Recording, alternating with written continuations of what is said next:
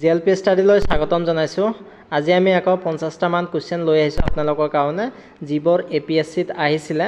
চ' APSCৰ পৰা লোৱা হৈছে। চ' ইয়াৰে প্ৰথম কুৱেশ্যনটো হ'ল the biggest vaccine manufacturer by volume, আয়তনৰ হিচাপত ইন দ্য ৱৰ্ল্ড। হৈছে আটাইতকৈ বেছি ভেকচিন তৈয়াৰ কৰে আয়তনৰ হিচাপত কোনটো মেনুফেকচাৰাৰে হয়। চ' দিয়া আছে Codagenix, SpyBiotech, Serum Institute of India, Novavax. So' ভলিউমৰ হিচাপত ছেৰাম ইনষ্টিটিউট অফ ইণ্ডিয়াই আটাইতকৈ বেছি ভেকচিন তৈয়াৰ কৰে।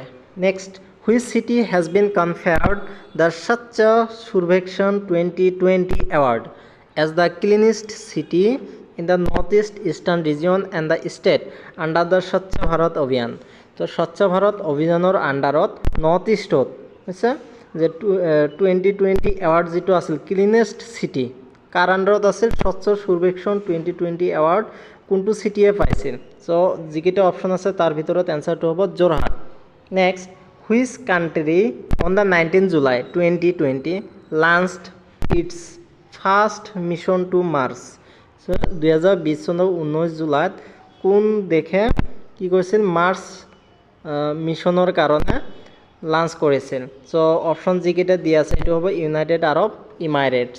পিছৰ কুৱেশ্যনটো, how much discussed line of actual control LAC is a disputed border line between. So' LACটো কাৰ কাৰ মাজত আছে, ইণ্ডিয়া আৰু চাইনাৰ মাজত আছে। পিছৰ কুৱেশ্যনটো, the Nobel prize in literature for the year 2020, 2020 চনত লিটাৰেচাৰত নবেল প্ৰাইজ কোনে পাইছিলে, লুইছ গ্লুক। কোন আছিল, লুইছ গ্লুক। পিছৰ কুৱেশ্যনটো, the FIFA world cup football 2022 হৈছে 2022 চনত যিটো ফিফা ৱৰ্ল্ড কাপ হৈছিল এইটো কোনে হোষ্ট কৰিছিল। অপশ্যন কেইটা দিয়া আছে Argentina, Russia, Qatar, Germany. So' কাটাৰত হৈছিল। পিছৰ কুৱেশ্যনটো আছিল the central board of secondary education CBSC partnered with which company to launch a curriculum on digital safety and augmented reality for students and educators. So' কাৰ সৈতে partner কৰিছিল, Facebook, Google, Microsoft, Apple. So' এইটো ফেচবুকৰ সৈতে কৰিছিল। পিছৰ কুৱেশ্যনটো, which tribe of Assam organised the Judima festival in the middle of December 2020। 2020 চনৰ ডিচেম্বৰৰ মধ্যভাগত জুডিমা ফেষ্টিভেলটো কোনটো ট্ৰাইবে পালন কৰে। আছে ইয়াত অপশ্যনটো হ'ব দ্য ডিমাছা ট্ৰাইব। আছে ডিমাছা ট্ৰাইবসকলে কি কৰে, জুডিমা ফেষ্টিভেলটো পালন কৰে আৰু ইহঁতে কেতিয়া পালন কৰিছিল, 2020 চনৰ ডিচেম্বৰ মাহৰ মধ্যভাগত।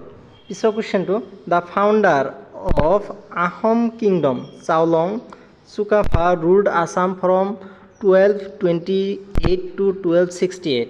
After his death who succeeded him, Suteuphaa, Subinphaa, এইটো তাৰপিছত আছে চুকাংফা, চুতুফা। চ' ইয়াৰে যিটো এনচাৰ হ'ব চুটিফা। চুটিফাই কি কৰিছিলে, চাওলং চুকাফাৰ মৃত্যুৰ পিছত এওঁ শাসন কৰিছিলে। As a great patron of Shakta Hinduism and Ahom king build the Umananda temple on peacock island of Guwahati around 1694 AD। Who was হি।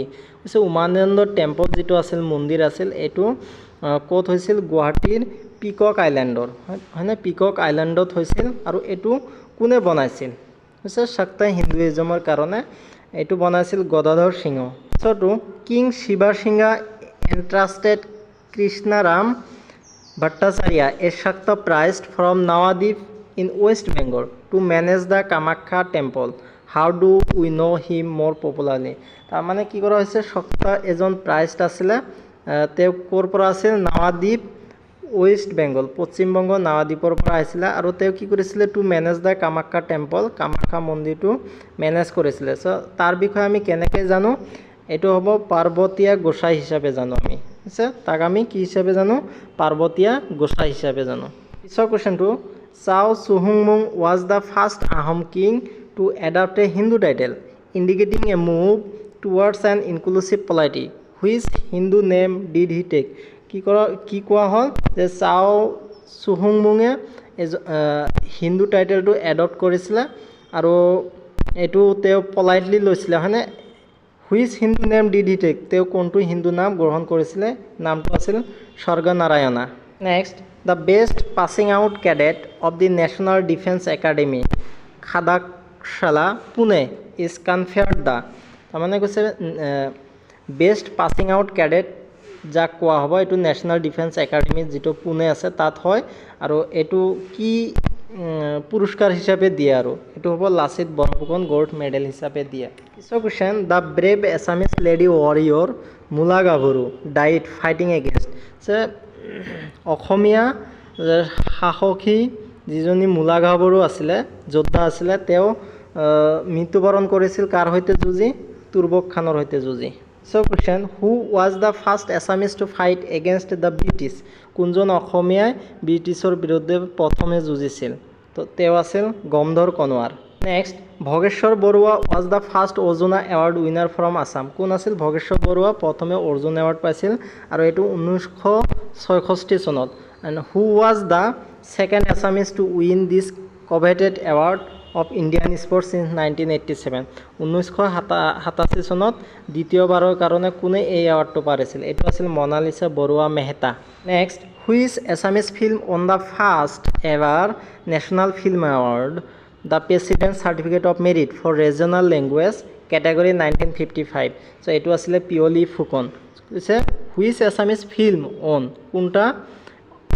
কোনটো Asomiya film national film award পাইছিল এটো আছিল পিয়লি ফুকন নেক্সট কোৱেশ্চন অহিমত যাৰ হেৰাল হিমা is a landmark in Assamese novel written by Kanchan Barua and was first published in 1945 but Kanchan Barua is the pen name what is the author's real name so কি কোৱা হল অহিমত যাৰ হেৰাল হিমা আৰু এনেকুৱা ধৰণৰ এটা কোৱেশ্চন আহিছিল এছএলসি লেভেলত এবাৰ এডিআৰ 2024 সো কি কোৱা হল যে অহিমত যাৰ হেৰাল হিমা এ ল্যান্ডমাৰ্ক এজন অসমীয়া নভেল ৰাইটাৰ আছিল যাৰ কাঞ্চন বৰুৱা নাম আছিল হৈছে by Kanchan Baruah and was first published 1945 আৰু এটো প্ৰথম 1945 চনত প্ৰকাশিত হৈছিল but Kanchan Baruah is the pen name Kanchan বৰুৱাটো তাৰ কি নাম আছিল লিখিত নেম হয় না লিখিত নেম মানে গল্প বা প্ৰবন্ধ যেটো লিখে তাত লিখিছিল what is the author of the real name তাৰ আসল নামটো আছিল